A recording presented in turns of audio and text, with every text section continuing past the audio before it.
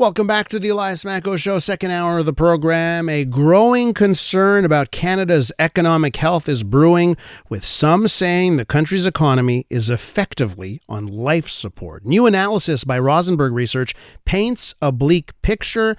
They point to a multitude of factors. Let's try and get into those factors and why there's such a dire picture of the Canadian economy. David Rosenberg's with us. He's chief economist and founder of Rosenberg Research. David, welcome to the program. Thanks very much. It's great to be on. The title of your new report is called Canadian Economy on Life Support. Tell us why you feel it's an accurate way to describe your new report. Well, I was chuckling in the last segment on the weather report because it reminded me of the old joke about why did God create economists? And the answer is to make weathermen feel good about themselves. So, Yeah. I think that you can actually tie the weather into the economy with the comment about clouds rolling in. But for the Canadian economy, the clouds have rolled in. I did my best. I did my best to be constructive. I gave the federal budget a B minus, which actually was the best grade I've given any budget since the Harper years, and actually started turning more constructive on the Canadian dollar last fall. And now I'm suffering from a case of buyer's remorse, and I pulled that off. But at least the Canadian dollar did manage to rally, but more because of the U.S. dollar weakness than anything. That's a made in Canada story. Look, the answer to the question is this. The proof of the pudding is in the eating. We saw the employment data that came out for January on Friday. And not only was the headline number well below expectations, the consensus was plus 5,000. It was minus 25,000.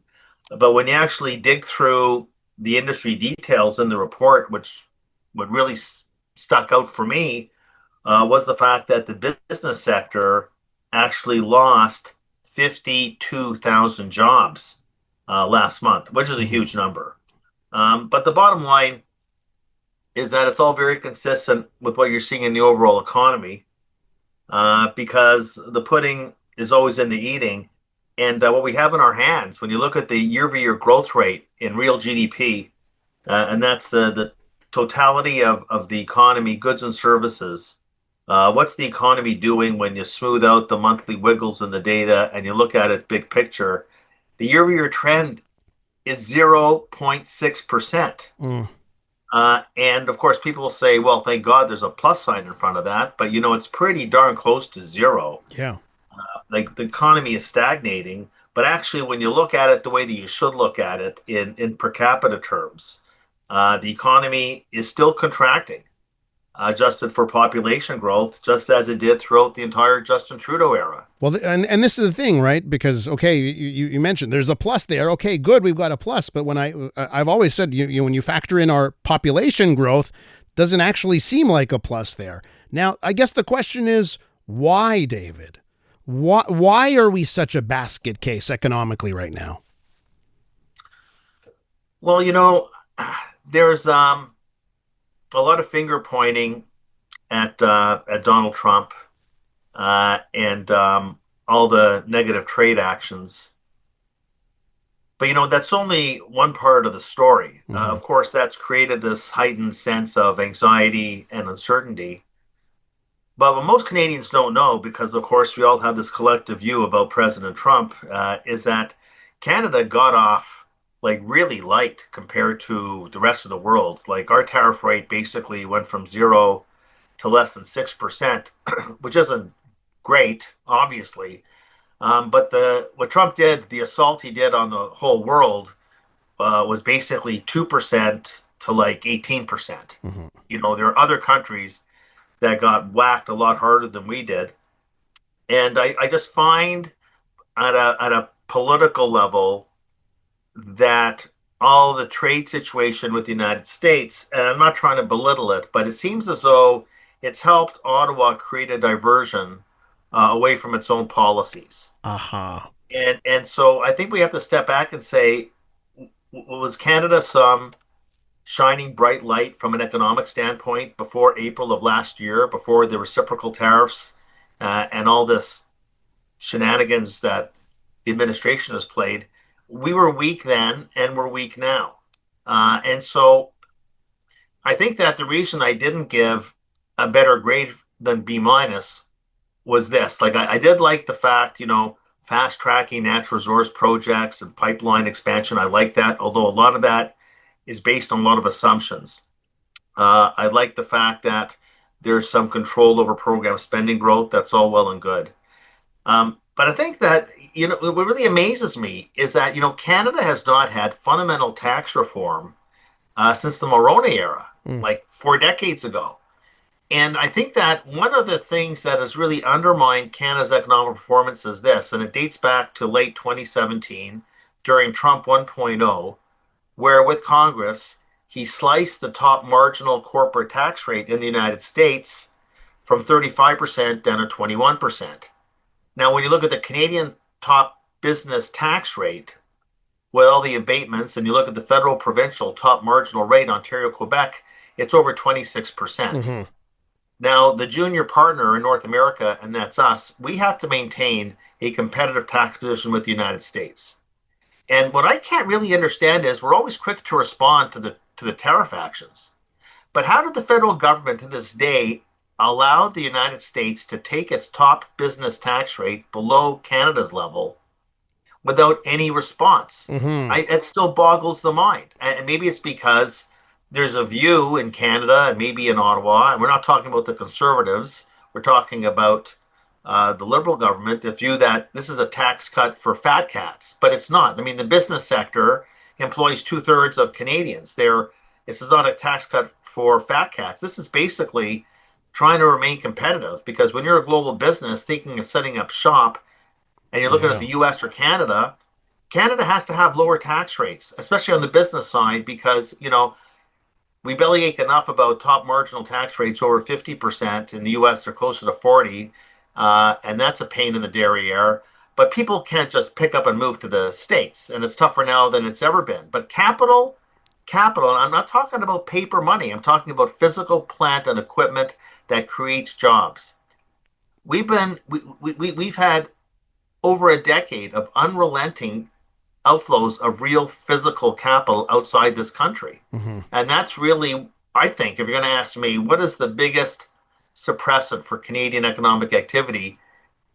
It is what it has been. I'm not going to say, obviously, the tariff war hasn't helped out. There's no doubt Yeah. about that. But to this day, and I cannot believe that nobody talks about it, maybe because the typical Canadian doesn't really understand how having higher business tax rates in Canada compared to our principal competitor. The US is our largest customer. They're also our competitor. Yeah. To this day, not a response to what they did heading into 2018. So listen, David, in Yeah. the seconds we have left here, I just want to get to you is like, and if you listen to Canadian radio and TV, it's relentless advertising by the government of Canada. We are building, we are doing this, we are moving in the right direction. But are we actually like, and I know you gave your rating to the budget here, but is the Carney Liberal government doing anything to stem this tide and to turn it around? That's my big disappointment when I talked about buyer's remorse. I sort of got, lulled into this belief that there was going to be more action benchmarked against all the talk. But we can't deny the data. Even with a cheap Canadian dollar, manufacturing activity in Canada is down 5% from where it was a year ago. It's unbelievable that exports are down 3% year over year. Actually, the level of exports in Canada is lower today than it was in the spring of 2022. And then you got this other situation of the Bank of Canada really pushing against the proverbial string, because I get this all the time that, oh, well, they've cut rates 275 basis points. Who cares? They cut the overnight rate 275 basis points since the spring of 2024, but only the banks borrow at the overnight rate. For the rest of us plebes, interest rates have only come down 100 basis points, and they're still punishingly high in real terms, adjusted for inflation. Like basically, there's nobody borrowing at 2% plus in the Canadian economy. The consumers and households have their interest rate at close to 5%. Let's David, just take a look at what's happening with the housing numbers, right? Housing is really going from bad to worse as well. I can't point to a part of the economy right now. It's not just the headline numbers. When you dig through the details, it's not really an encouraging picture. David, I got to tell you something. The title of your report, Canadian Economy on Life Support, given what you just said over the last 10 minutes or so, it seems like that title of the report doesn't go far enough. Well, I guess it's just the part of me that's desperately trying to be hopeful. But I don't know. I got to say, life support doesn't sound too good. Yeah. It's right. I didn't say that we're in the coffin just yet. Yeah. Hey, David, great discussion. Thanks for being so frank and honest with our listeners. I do appreciate it. My pleasure. All the best, and go Habs go. Go Habs go. There you go. A man after your heart. David Rosenberg is chief economist and founder of Rosenberg Research.